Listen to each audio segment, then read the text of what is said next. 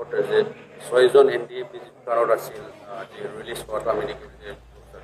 মই খুব আনন্দিত হৈছোঁ যেতিয়াৰ পৰাই চিজফায়াৰ হৈছে যেতিয়াৰ পৰাই ট্ৰাইপাৰ্টাইট টক হৈছে সেই সময়ৰ পৰাই NDP নেতৃত্ব কৈ আছিলে যে আমাৰ কিছুমান মানুহ ভূটানৰ জেলত আছে সেইসকলক আনিব লাগে আৰু সেই কথাটোক লৈ পেলাই তেখেতসকলৰ কৰ্তৃপক্ষৰ লগত আমি বাৰম্বাৰ আলোচনা কৰিছোঁ অসমৰ মুখ্যমন্ত্ৰী ডাঙৰীয়াও মেছেজ পঠাইছে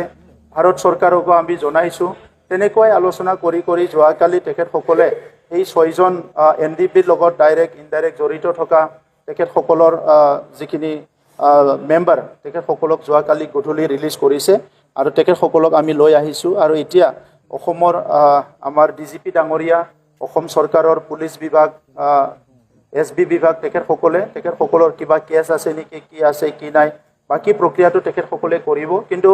অসমত শান্তি প্ৰতিষ্ঠা কৰাৰ মুখ্যমন্ত্ৰী ডাঙৰীয়াৰ নেতৃত্বত যেটো এটা কাম চলি আছে ইয়াৰ আৰু ডাঙৰ এটা সফল বুলি আমি ক'ব লাগিব আৰু তেখেতসকলে আজি ভালকে ঘূৰি আহি নিজৰ পৰিয়ালৰ লগত থাকিব পাৰিব এটো আমাৰ কাৰণে এটা সুখবৰ তেখেতসকলৰ জীৱনটো মংগল হওক অনাগত দিনত নিজৰ মাতৃৰ লগত নিজৰ পৰিয়ালৰ লগত ভালভাৱে থাকি পেলাই তেখেতসকলে যাহাতে ঘৰখন আগবঢ়াই নিয়াৰ লগতে সমাজখনতো ভালকে কাম কৰিব পাৰি এটো মই কামনা কৰিছোঁ নেপালত এজন আছে ইয়াক তেখেতৰ কেছ চলি আছে আমাৰ মাজতে বিধায়ক লৰেন্স ইছলাৰী ডাঙৰীয়া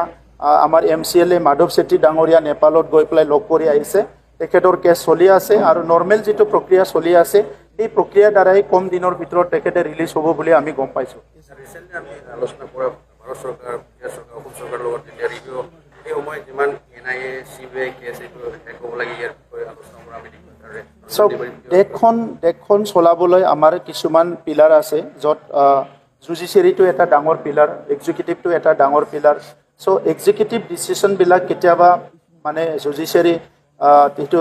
তেখেতসকলে চাই আৰু যেটো NDPৰ কেছ আছিলে সেইটো কিছুমান কেছ আগতে কনভিক্টেড কেছো আছিলে গতিকে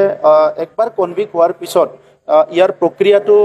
বহুতখিনি দীঘলীয়া হয় বা কঠিন হয় তথাপিতো প্ৰচেষ্টা চলাই থকা হৈছে যিবিলাক নন হাইনিয়াছ ক্ৰাইম ইতিমধ্যে সেই কেছবিলাক উইথড্ৰ কৰা হ'ল হাইনিয়াছ ক্ৰাইমৰ ভিতৰতো আমাৰ মুখ্যমন্ত্ৰী ডাঙৰীয়াই কৈছে যে যিবিলাক নেচাৰটো চাই পেলাই উইথড্ৰ কৰিব পাৰে এইখিনি উইথড্ৰ কৰিব লাগে আৰু যিখিনি NIA কেছ আছে এই কেছবিলাক লাহে লাহেকৈ শেষ কৰাৰ কাৰণে মুখ্যমন্ত্ৰী ডাঙৰীয়াই এটা ডাঙৰ পদক্ষেপ লৈছে আৰু সেই পদক্ষেপটোৰ দ্বাৰাই সকলো জেলৰ সমস্যাবিলাক সমাধান হ'ব বুলি মই আশা কৰিছোঁ